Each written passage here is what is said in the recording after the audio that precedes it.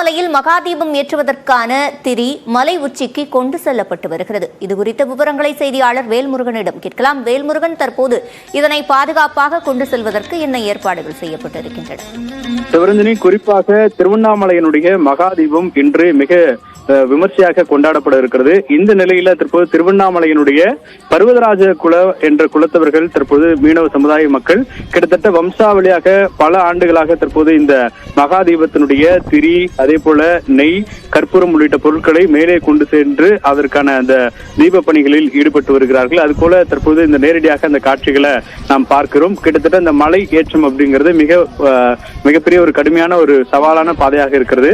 இந்த நிலையில் தொடர்ச்சியாக பல ஆண்டுகளாக இந்த பணிகள்ல இந்த பகுதி மக்கள் ஈடுபட்டு வருகிறார்கள். இன்னும் சற்று நேரத்தில் பெரும்பாலான பணிகள் நிறைவு பெற்று இன்று மாலை 6 மணிக்கு மிக முக்கியமாக திருவண்ணாமலையினுடைய பிரம்மாண்ட அந்த மகாதீபம் ஏற்றப்பட இருக்கிறது. இதற்கான பிரம்மாண்ட ஏற்பாடுகள் செய்யப்பட்டிருக்கக்கூடிய நிலையில இந்த ஆண்டு பொதுமக்கள் அனுமதிக்கப்படவில்லை. ஏனென்றால் நிலச்சரிவு ஏற்பட்ட அந்த காட்சிகளை சற்று முன்னதாக நாம் பார்த்தோம். அந்த காட்சிகள் மிக ஒரு அச்சுறுத்தும் விதமாக காட்சிகளை பார்க்க முடிகிறது.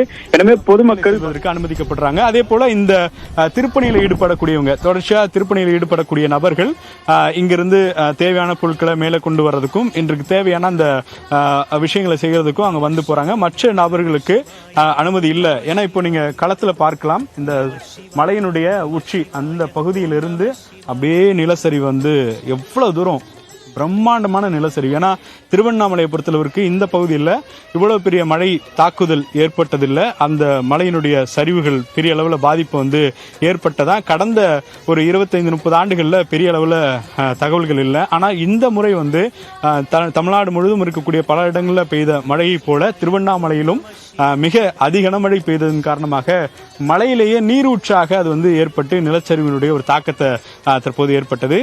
மற்றொரு பகுதியில் உயிரிழப்புகளும் ஏற்பட்டதை பார்க்க முடிந்தது. எனவே இது போன்ற சூழல் இருப்பதனால இன்னும் சில ஆண்டுகள் பொதுமக்களுக்கான அந்த பாதுகாப்பு அப்படிங்கிறது இந்த பகுதியில் ஏறுவதற்கோ, இது ஒரு பாதுகாக்கப்பட்ட வனப்பகுதி, ஏற்கனவே ஏறக்கூடாது. இருந்தாலும் கூட இது போன்ற விழா காலங்களில் சில கட்டுப்பாடுகளோடு அனுமதிக்கப்படுறாங்க. எனவே இன்னும் இந்த பகுதி உறுதி செய்யப்பட்ட பாதுகாப்பான பகுதியாக இருக்கக்கூடிய பட்சத்தில் தான் அடுத்த ஆண்டு பொதுமக்கள் அனுமதிக்கப்படுவார்கள் என்ற அப்படிங்கிற முடிவை அரசு எடுக்கும் எதிர்பார்க்கப்படுகிறது. ஒளிப்பதிவாளர் சேகருடன் வேல்முருகன், நியூஸ் 18 தமிழ்நாடு.